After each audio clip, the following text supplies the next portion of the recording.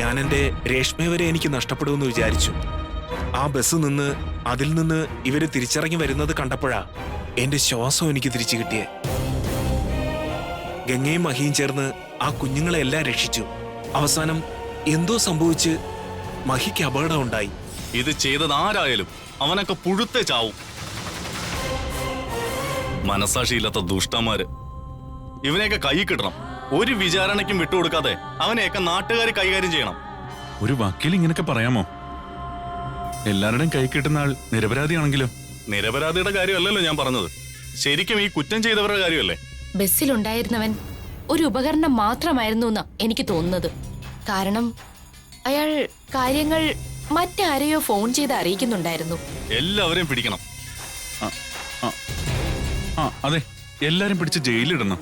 ഇന്ന് അതിനുള്ള കപ്പാസിറ്റി ഒക്കെ പോലീസിനുണ്ട്. ആ ബസ് കടന്നുപോയ ടവർ ലൊക്കേഷൻ എടുത്താൽ മതി. അതിൽ ആക്റ്റീവ് ആയിരിക്കുന്ന ഫോൺ നമ്പർ എല്ലാം കിട്ടും. അതിൽ വന്ന് incoming and out going call check ചെയ്താല് അയാൾക്ക് നിർദ്ദേശം കൊടുക്കുന്ന ആളെ കണ്ടുപിടിക്കാൻ പറ്റും. അപ്പോ അവന്മാരെ കണ്ടുപിടിക്കാൻ പറ്റുമല്ലേ? പിടിക്കാൻ പറ്റുമെന്ന് തന്നെ എന്റെ വിശ്വാസം.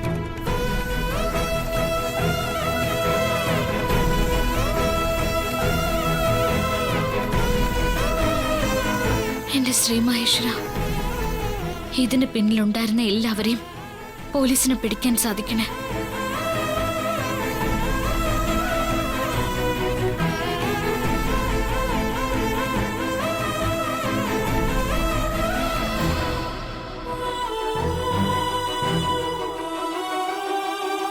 കണ്ണു തുറക്ക് മഹിയേട്ട. എന്റെ മഹിയേട്ടനെയും മാളുവിനെയും സംരക്ഷിക്കാൻ വേണ്ടിയാ ഞാൻ ഈ ഭൂമിയിൽ അലയുന്നത്. എന്നിട്ടും എനിക്കതിന് സാധിച്ചില്ലല്ലോ. ഒന്നുണര് മഹിയേട്ട, എന്നെ ഇങ്ങനൊരു പ്രതിസന്ധിയിലാക്കല്ലേ. ഇത്രയും നാളും ഞാൻ കാവല് നിന്നതിനും ചെയ്തു കൂട്ടിയതിനും ഒന്നും അർത്ഥമില്ലാതാക്കരുത്. കണ്ണു തുറക്ക് മഹിയേട്ട.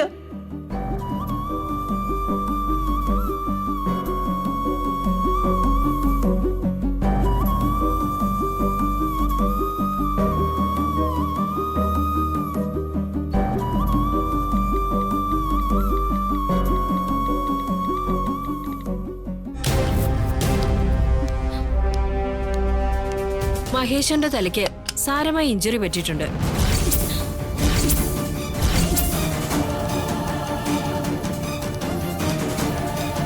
തലയിൽ ബ്ലഡ് കട്ട പിടിച്ചിട്ടുണ്ട്. ഉടനെ തന്നെ ഓപ്പറേഷൻ നടത്തണം. ഓപ്പറേഷൻ വൈകിയ ചിലപ്പോ എല്ലാം നമ്മുടെ കൈവിട്ടു പോയേക്കാം. എന്താ എന്താ പറ്റിയത്? മഹിക്ക് ഹെഡിൽ നല്ല ഇഞ്ചുറി ഉണ്ടെന്നാ പറഞ്ഞു. നല്ല സീരിയസ് ആണ്. ഓപ്പറേഷൻ വേണ്ടി വരുമെന്നാ ഡോക്ടർ പറഞ്ഞു. എങ്കിൽ ഡോക്ടർ എത്രയും പെട്ടെന്ന് ഓപ്പറേഷൻ നടത്തണം. നിങ്ങൾ എന്ത് ചെയ്താലും വേണ്ടില്ല, എനിക്കെന്റെ മഹിയെ എത്രയും പെട്ടെന്ന് ജീവിതത്തിലേക്ക് തിരിച്ചു വേണം. എന്റെ മോനെ രക്ഷിക്കണം ഡോക്ടർ. ഈ ലോകത്ത് എനിക്കെന്റെ സ്വന്തം എന്ന് പറയാൻ മഹിയും അവന്റെ കുഞ്ഞും മാത്രമേ ഉള്ളൂ. ഞാൻ ജീവിച്ചിരിക്കുമ്പോൾ എന്റെ മഹിക്കൊരു ആപത്തും വരാൻ ഞാൻ സമ്മതിക്കില്ല. അവനെ എങ്ങനെങ്കിലും ഡോക്ടർ രക്ഷിക്കണം. സിസ്റ്റർ, ഇവരിൽ നിന്ന് കൺസെന്റ് ലെറ്റർ സൈൻ ചെയ്ത് വാങ്ങും. ശരി ഡോക്ടർ. എനിക്ക് മഹിയേട്ടനൊന്ന് കാണണം. ഇപ്പോ കാണാൻ അവര് സമ്മതിക്കില്ല. ഇനിയിപ്പോ ഓപ്പറേഷൻ തിയേറ്ററിലേക്ക് കൊണ്ടുപോകുമ്പോ കാണാൻ പറ്റുമായിരിക്കുന്നു തോന്നുന്നു. ഞാൻ പറഞ്ഞതാ ഈ പരിപാടിക്കൊന്നും പോണ്ടാന്ന്. അപ്പൊ ആരും അത് കേട്ടില്ല. ഇപ്പൊ അനുഭവിക്കുന്നത് കണ്ടില്ലേ? മഹിയേട്ടൻ എന്തെങ്കിലും പറ്റിയ നഷ്ടം എനിക്കല്ലേ? എന്തൊക്കെയാ ശ്രേയ ഈ പറയുന്നേ? മഹിയേട്ടൻ മാളുവിനെയും ബാക്കി കുട്ടികളെയും രക്ഷിക്കുന്നതിനിടയിൽ സംഭവിച്ചു പോയ അപകടമല്ലേ ഇത്?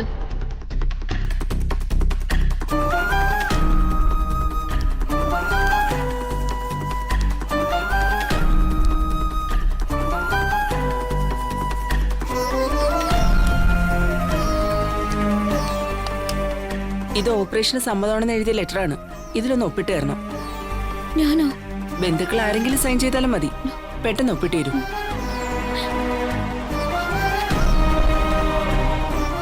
മഹിയേട്ടന്റെ ആരും അല്ലാത്ത ഇവളുടെ കയ്യിൽ എന്തിനാ ഈ സമ്മതപത്രം ഒപ്പിടാൻ കൊടുത്തത്? നിങ്ങളൊക്കെ പേഷ്യന്റ് ആരാ എന്താന്നൊക്കെ ഞാൻ എങ്ങനെ അറിയണം? പേഷ്യന്റുമായി കൂടുതൽ അടുപ്പമുണ്ടെന്ന് തോന്നിയതുകൊണ്ട് ഈ കുട്ടിയുടെ കൊടുത്തന്നേ ഉള്ളൂ. ബന്ധവും സ്ഥാനമൊക്കെ നോക്കി ആരെങ്കിലും വേഗം ഒന്ന് ഒപ്പിട്ട് തന്നാ മതി. ഇവൾ ഒറ്റൊരുത്തി കാരണോ മഹേട്ടൻ ഈ അവസ്ഥയിലായത്. ഞാൻ പറഞ്ഞത് ഈ പരിപാടിക്കൊന്നും പോണ്ടാന്ന്. ഒരു അപശകനം പോലെ ആ ടീച്ചർമാർക്ക് വയ്യാതായപ്പോ ഈശ്വരന്മാര് പോലും തടഞ്ഞതായിരുന്നു ഈ യാത്ര എന്ന് മനസ്സിലാക്കേണ്ടതായിരുന്നു. 24 മണിക്കൂറും ശ്രീ മഹേശ്വര എന്ന് വിളിക്കുന്ന നിനക്കത് മനസ്സിലായില്ലെന്ന് പറഞ്ഞാ ഞങ്ങളത് എങ്ങനെ വിശ്വസിക്കും? ഞാൻ മാളുവിന് വേണ്ടിയ ശ്രേയച്ചി ആ യാത്രയ്ക്ക് തയ്യാറായത്. എന്നിട്ടിപ്പ എന്തായി അവസ്ഥ? എന്റെ മഹിയുടെ ജീവിതത്തിനും മരണത്തിനും ഇടയിൽ എങ്ങോട്ടും നില്ലാതെ കിടക്കുവല്ലേ? നീ തകർക്കാൻ ശ്രമിക്കുന്നത് എന്റെ ജീവിതമാ. ശ്രേയ, ഇതൊരു ഹോസ്പിറ്റലാണ്. എന്തൊക്കെയാ വിളിച്ചു പറയുന്നെന്ന് ചിന്തിച്ചിട്ടാണോ സംസാരിക്കുന്നത്? അല്ല, എനിക്കതൊന്നും ചിന്തിക്കാനോ വ്യാകരണം ചെയ്യാനോ സമയമില്ല. ഇവിടെ ജീവിതം കൈവിട്ടു പോകുന്ന വിഷമത്തിൽ നിൽക്കുവാ ഞാൻ. ആദ്യം നിങ്ങൾ ഇവിടെ ഇവിടുന്ന് ഇറക്കിവിട്. ഗംഗേ, ഞാൻ പറഞ്ഞില്ലേ ഇനി ഇവിടെ നിൽക്കണ്ട. ഗംഗ വരൂ, ഞാൻ മുത്തശ്ശിയുടെ അടുത്തേക്ക് കൊണ്ടുപോവാം. ഞാനിപ്പോ എങ്ങോട്ടും വരില്ല. മഹേട്ടനുണരാതെ ഞാൻ ഇവിടുന്ന് ഒരു അടി പോലും അനങ്ങില്ല. ഇവിടെ നിന്നാ മതി. വിളിക്കണ്ടെന്ന് തന്നോട് ഞാൻ നേരത്തെ പറഞ്ഞതല്ലേ. നിങ്ങൾ എന്താ ഈ കാണിക്കുന്നത്? ആ കൺസൾട്ട് ലെറ്ററിൽ ആരെങ്കിലും സൈൻ ചെയ്യും. അതുകൊണ്ട് കൊടുത്തിട്ട് വേണം ഓപ്പറേഷനുള്ള പ്രിപ്പറേഷൻ സ്റ്റാർട്ട് ചെയ്യാൻ. ഇത് ഞാൻ സൈൻ ചെയ്ത് തരാം. ഇത് എന്റെ അവകാശമാ, എന്റെ മാത്രം അവകാശം. ഇങ്ങത്താ. നീ അതിൽ സൈൻ ചെയ്യുന്നത് എനിക്കൊന്ന് കാണണം.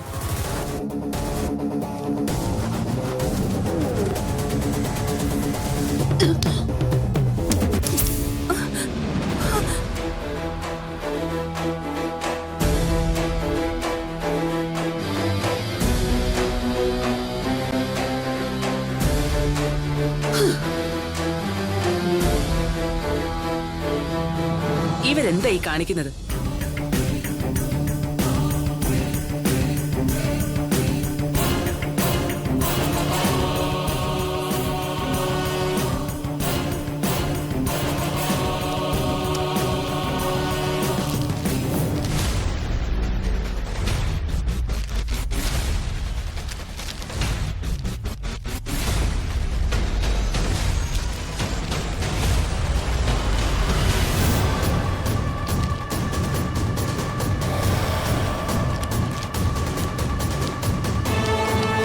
കൺസേൺ ലെറ്റർ ഒപ്പിട്ട് വാങ്ങിയില്ലേ? ഇല്ല ഡോക്ടർ, അവരത് കയ്യിൽ വെച്ച് എന്തൊക്കെയാ ചെയ്യുക. ഇതെന്താ നിങ്ങൾക്കൊരു സീരിയസ്നെസ് ഇല്ലാത്തത്? നിങ്ങൾക്ക് വേണ്ടപ്പെട്ട ഒരാളുടെ ജീവനാണ് അകത്ത് മരണത്തോട് മല്ലടിക്കുന്നത്. ഒരു കൺസേൺ ലെറ്റർ സൈൻ ചെയ്ത് തരാൻ പറഞ്ഞിട്ട് എത്ര നേരമായി? ഇപ്പൊ തരാം ഡോക്ടർ.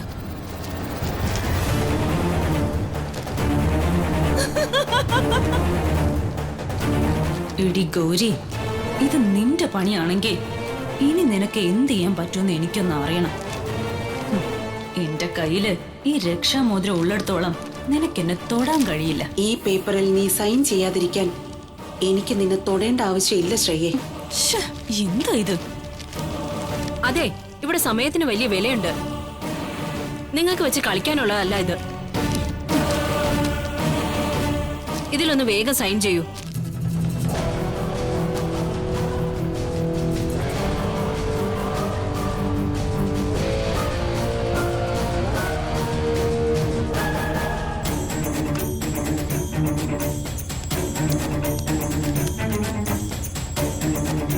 ഇത്രയും പേരിവിടെ നിൽക്കുന്നുണ്ട്, മഹിയേട്ടന്റെ അച്ഛനും അമ്മയും ഉൾപ്പെടെ.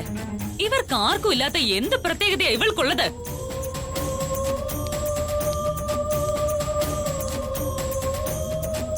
ശ്രേയെ, എന്താ നിന്റെ പ്രശ്നം? മഹിയുടെ ഓപ്പറേഷൻ പെട്ടെന്ന് നടക്കുന്നതാണോ വലുത്, അതോ ആരാണ് ഒപ്പിടുന്നെന്നുള്ള ഈഗോ ജയിക്കുന്നതാണോ വലുത്? അതല്ല അങ്കിൾ ഞാൻ പറഞ്ഞത്. ഞാൻ ഉദ്ദേശിച്ചത് എന്താന്ന് വെച്ചാ, നീ പറഞ്ഞത് ശുദ്ധ വിവരലൈമയാ. മഹി ഇവിടെ അഡ്മിറ്റ് ചെയ്തത് മുതൽ കൂടെയുള്ളത് ഗംഗയാ. മഹിയുടെ കുഞ്ഞ് ഏറ്റവും അടുത്ത് നിൽക്കുന്നതും ഗംഗയോടാ. ഈ ഹോസ്പിറ്റലിലുള്ളവർക്ക് സ്വന്തങ്ങളും ബന്ധങ്ങളും അറിയില്ലെങ്കിലും കാണുമ്പോൾ ഏറ്റവും ദുഃഖിക്കുന്നതും അടുപ്പമുള്ള ആളായി തോന്നുന്ന ആളുടെ കയ്യിൽ അവർ ലെറ്റർ കൊടുത്തെന്നിരിക്കും. അത് കൊടുത്തിട്ട് ആരെങ്കിലും സൈൻ ചെയ്യുന്നതാണ് ആ സിസ്റ്റർ പറഞ്ഞത്.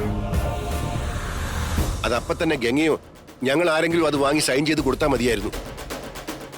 അപ്പൊ പിന്നെ 10 മിനിറ്റെങ്കിലും ലാഭിച്ചേനെ. ഇവിടെ ഉള്ളവരിൽ ആരെ എന്ത് ബോധിപ്പിക്കാനാ നീ ഈ ഷോ കാണിക്കുന്നത്? വേണ്ട വിശ്വട്ട, ഒന്നും പറയണ്ട. മൈക്ക് വയ്യാത്തതിന്റെ പേരില് അവൾ അങ്ങനെയൊക്കെ പറഞ്ഞു പോയതാ. ഞാൻ ഈ ചെയ്യുന്നതിന്റെയും പറയുന്നതിന്റെ അർത്ഥം ആർക്കും ഇപ്പൊ മനസ്സിലാവില്ല. ഒടുവിൽ നഷ്ടങ്ങൾ വരാൻ പോകുന്നത് എനിക്ക് മാത്രമായിരിക്കും. അതിനാരെയും ഞാൻ അനുവദിച്ചു തരൂന്ന് വിചാരിക്കണ്ട. ആരെയും. പാവം മഹിക്ക് വയ്യാണ്ടായതിന്റെ ടെൻഷനും ഫ്രസ്ട്രേഷനും കാരണമാ ശ്രേയ എങ്ങനെയൊക്കെ പെരുമാറുന്നേ. ഇതൊന്നും സ്നേഹമല്ല ജത്തെ, ഇതൊരു തരം ഷോയാണ്. തന്റെ സ്ഥാനം ആർക്കും കിട്ടരുതെന്ന് മനസ്സിൽ കരുതി സ്വയം അധികാരം സ്ഥാപിക്കാൻ വേണ്ടി ശ്രമിക്കുന്ന പക്വതയില്ലായ്മ. മഹിയോടുള്ള യഥാർത്ഥ സ്നേഹവും അടുപ്പവും എന്താണെന്ന് അറിയണമെങ്കിൽ ദാ അവിടേക്ക് നോക്കിയാൽ മതി.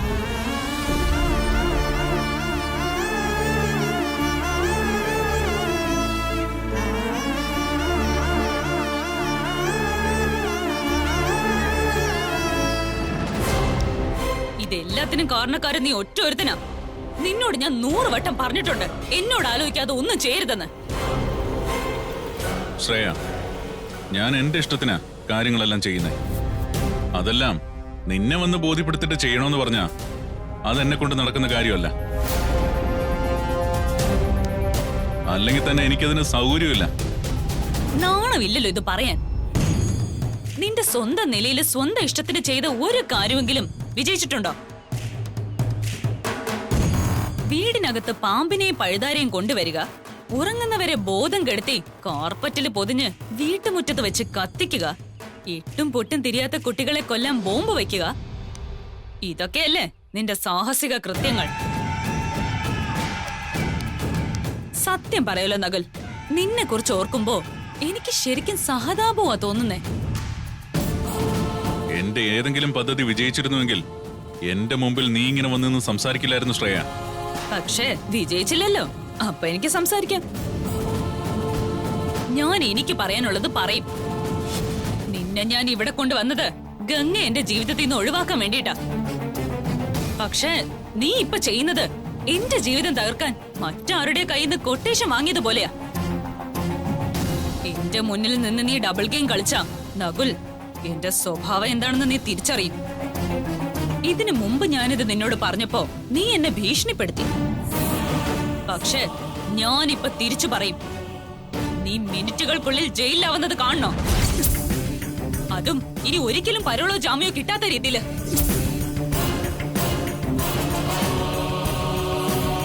പെണ്ണൊരുമ്പെട്ടാലെന്ന് കേട്ടിട്ടുണ്ടോ? ഉണ്ടെങ്കിൽ കൊള്ളാം. ഒരു പെണ്ണിന്റെ കഴിവുകളെ അളക്കാൻ ശ്രമിക്കരുത്. അതിനുള്ള ശേഷിയൊന്നും നിനക്കില്ല.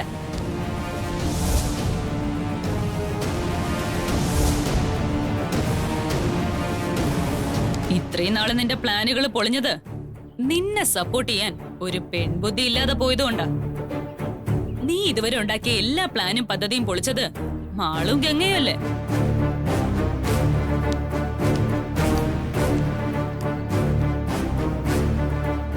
അതെ. അതിന്റെ കാരണം എന്താ? അവരുടെ ബുദ്ധി പോലും നിനക്കില്ലാത്തത് കൊണ്ട്. നിർത്ത് ശ്രേയ. നിന്റെ വായിൽ തോന്നുന്നതെല്ലാം വിളിച്ചു പറഞ്ഞാ ഞാനതെല്ലാം വെറുതെ കേട്ടോണ്ട് നിൽക്കുമെന്ന് നീ കരുതരുത്. എല്ലാത്തിനും ഒരു പരിധിയുണ്ട്. ഓ, സത്യം പറഞ്ഞപ്പോ നിനക്കത് കൊണ്ടുവല്ലേ? അപ്പോ എന്റെ ആത്മരോഷം എത്രത്തോളം ഉണ്ടാവും? നീ ഇവിടെ വരുന്നതിന് എത്രയോ നാൾ മുമ്പ് ഞാൻ അവരെ തകർക്കാനും ഗംഗ ഇവിടുന്ന് ഇറക്കി വിടാനും പദ്ധതികൾ ഉണ്ടാക്കാൻ തുടങ്ങിയതാ. അത് നടക്കാത്തത് കൊണ്ട് നിന്നെ ഇവിടെ കൊണ്ടുവന്നത്. അപ്പൊ നീ എന്നോട് ആലോചിക്കാതെ നിന്റെ ഇഷ്ടത്തിന് ഓരോ തോന്നിവാസങ്ങൾ ചെയ്തു കൂട്ടുന്നു. മോളൂന് എന്തെങ്കിലും പറ്റിയാ നഷ്ടം എനിക്ക് മാത്രമാ. അതുപോലെ മഹേട്ടിന് എന്തെങ്കിലും പറ്റിയാലും നഷ്ടങ്ങൾ എനിക്ക് മാത്രമാണ്. എന്റെ ജീവിതം ഇല്ലാതാക്കിയിട്ട് ഇവിടുന്ന് ഗംഗയും കൊണ്ട് കടന്നു കളയാന്ന് നിനക്ക് വല്ല വിചാരം ഉണ്ടെങ്കിൽ നടക്കില്ല നകുൽ. നീ ഏത് ബോംബെയിലോ കൽക്കത്തയിലോ പോയി ഒളിച്ചാലും നിന്നെ ഞാൻ പൊക്കിയിരിക്കും. നിനക്ക് പറയാനുള്ളത് പറഞ്ഞു കഴിഞ്ഞോ? കഴിഞ്ഞെങ്കിൽ എന്നാ ഇനി ഞാൻ പറയാം. ഞാനിവിടെ വന്നതും ഗംഗ ഇവിടുന്ന് മാറ്റിത്തരാന്ന് കൊട്ടേഷൻ എടുത്തതും നിനക്ക് വേണ്ടിയാ, സമ്മതിച്ചു. പക്ഷെ എന്റെ എല്ലാ പ്ലാനും തകർത്ത് എല്ലാവർക്കും മുന്നിൽ എന്നെ നാണം കെടുത്തി നിർത്തിയത് ആ കുട്ടിപ്പിശാച. അവളെ ഞാൻ ഇനി നീയെന്നല്ല ആര് പറഞ്ഞാലും വെറുതെ വിടുമെന്ന് കരുതണ്ട. അവളോട് എനിക്ക് അത്രയ്ക്ക് വൈരാഗ്യമുണ്ട്. ഇനി എനിക്ക് പ്ലാനും പദ്ധതിയൊന്നുമില്ല. അവളെ ഞാൻ ഈ കൈ കൊണ്ട് തന്നെ തീർക്കും. അതിന്റെ പേരിൽ ഇനിയും ജയിലിൽ കിടക്കേണ്ടി വന്നാലും അതിൽ എനിക്ക് ഒരു വിഷമവുമില്ല. ശരി, നിനക്ക് അവളോട് അത്രയ്ക്കും വൈരാഗ്യം ഉണ്ടെങ്കിൽ അവളെ ഇല്ലാതാക്കാൻ നിനക്ക് വേണ്ട എല്ലാ സഹായങ്ങളും ഞാൻ ചെയ്തുതരാം. ഞാൻ വെറുതെ പറഞ്ഞതല്ല. പക്ഷേ എന്റെയും മഹേട്ടന്റെയും വിവാഹം നടക്കുന്നത് വരെ നീ ഒന്ന് ക്ഷമിക്കണം. സി, നിനക്ക് വേണ്ടി ഞാൻ എന്തൊക്കെ ചെയ്യുന്നുണ്ട്. കുറച്ചു മുമ്പ് ഞാൻ ഗംഗയോട് അത്രയും ദേഷ്യപ്പെട്ടതും അവിടെ ഒരു സീൻ ക്രിയേറ്റ് ചെയ്തതും എല്ലാം നിന്നെ ആരും സംശയിക്കാതിരിക്കാൻ വേണ്ടിയാ. ഇതിന്റെ പിന്നിൽ നീ ഉണ്ടെന്ന് ആരും ആലോചിക്കുക പോലും ചെയ്യാതിരിക്കാൻ വേണ്ടിയാ. വെറുതെ തള്ളി മറിക്കാതെ ശ്രേയേ. ഇതൊന്നും നിനക്ക് എന്നോടുള്ള സ്നേഹക്കൂടുതലുകൊണ്ട് ചെയ്തതല്ലോ. എന്നെ പിടിച്ച അതിനൊപ്പം നീയും കുടുങ്ങുമെന്ന് നിനക്കറിയാം. അത് പേടിച്ച നീ അവിടെ നിന്ന് നാടകം കളിച്ചത്. ഇപ്പോ അവിടെ എഴുന്നേക്കാൻ ജീവനില്ലാതെ കിടക്കുന്ന മഹിയും നീയും തമ്മിലുള്ള കല്യാണം കഴിയുന്നവരെ ആ കുട്ടിപ്പിശാചിനെ ഒന്നും ചെയ്യരുതെന്ന് പറഞ്ഞ അതെനിക്ക് സാധിക്കാത്ത കാര്യമാണ്. അവളെ അങ്ങനെ വിട്ടുവെക്കാൻ എന്നെ കൊണ്ട് പറ്റില്ല. എത്രയും പെട്ടെന്ന്, അതായത് ഇന്നെങ്കിൽ ഇന്നെന്ന് പറയുന്നത് പോലെ അവളെ ഞാൻ ഇല്ലാതാക്കും. അത് നീയെന്നല്ല ആര് വിചാരിച്ചാലും തടയാൻ പറ്റില്ല. വേണ്ട നകുൽ, നിന്റെ ഈ ഓവർ കോൺഫിഡൻസ് നാശത്തിനാ. മാളുവിനെ തൊടാൻ പോലും നിന്നെ കൊണ്ട് സാധിക്കില്ല. എന്താ അറിയാത്ത പിള്ള ചൊറിയുമ്പോ അറിയും. കാര്യം എന്താന്ന് വെച്ചാൽ തെളിച്ചു പറ ശ്രേയേ. നീ ചിന്തിക്കുന്നതിനപ്പുറം പ്രൊട്ടക്ഷൻ മാളുവിനുണ്ട്. നീ മാളുവിനെ തൊട്ടാ ആ നിമിഷം നിനക്ക് പണി കിട്ടും. ആരാ എന്നെ തടയാൻ വരുന്നേ? മഹിയോ? ഗംഗയോ? അതോ നീയോ? നീ ചിരിച്ചോ? ഈ ചിരി കരച്ചിലായി മാറാൻ അധിക സമയമൊന്നും വേണ്ട. എനിക്ക് പറയാനുള്ളതെല്ലാം ഞാൻ പറഞ്ഞു കഴിഞ്ഞു. വളരെ വ്യക്തമായ മുന്നറിയിപ്പും നിനക്ക് മനസ്സിലാകുന്ന ഭാഷയിൽ തന്നു. ഇനിയൊന്നും എനിക്ക് പറയാനില്ല. നീയൊന്നും പറയണ്ട. എനിക്കറിയാം എന്താ ചെയ്യേണ്ടതെന്ന്. ഞാനത് ചെയ്തോളാം. എല്ലാം കണ്ട് നീ നോക്കിയിരുന്നാ മതി. എന്റെ പ്രതികാരം തീർക്കാൻ ഞാൻ ആരുടെയും വാക്ക് കേട്ട് ഇന്നുവരെയും കാത്തിരുന്നിട്ടില്ല. ഇനി അത് പ്രതീക്ഷിക്കണ്ട. മാളുവിന്റെ കൗണ്ട് ഡൗൺ തുടങ്ങിക്കഴിഞ്ഞു. ബോംബിൽ നിന്നും രക്ഷപ്പെട്ടാൽ ഇനി അവളെ കാത്തിരിക്കുന്നത് അതിലും മാരകമായ മറ്റു പലതുമായിരിക്കും. എന്താ അത്? അതൊക്കെ നീ കാത്തിരുന്ന് കണ്ടോ.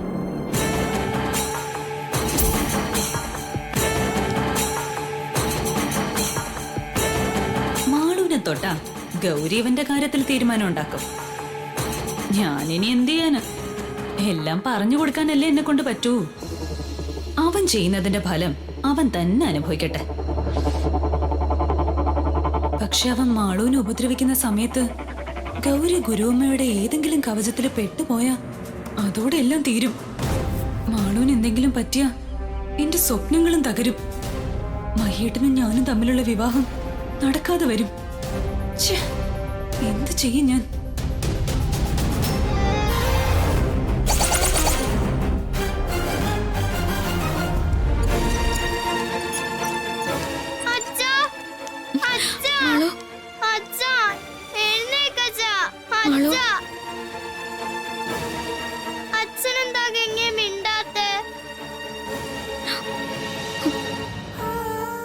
ഇപ്പം മരുന്നിന്റെ സെഡേഷനിലാണ്.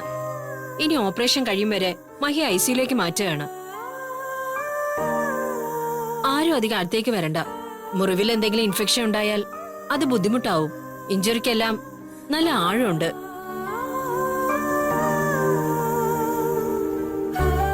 ശരി.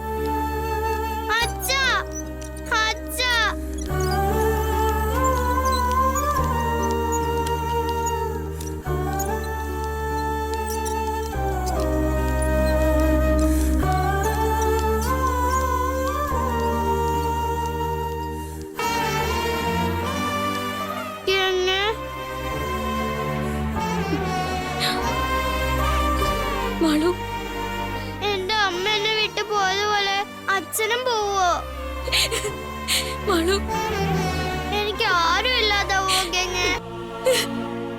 മാളു, മഹേട്ടനൊന്നും സംഭവിക്കില്ല. ശ്രീ മഹേശ്വരൻ മഹേട്ടനെ രക്ഷിക്കും. മോള് ഇങ്ങനെ വിഷമിക്കണ്ട. എങ്കിൽ ഗംഗയും കരയണ്ട. മാളു,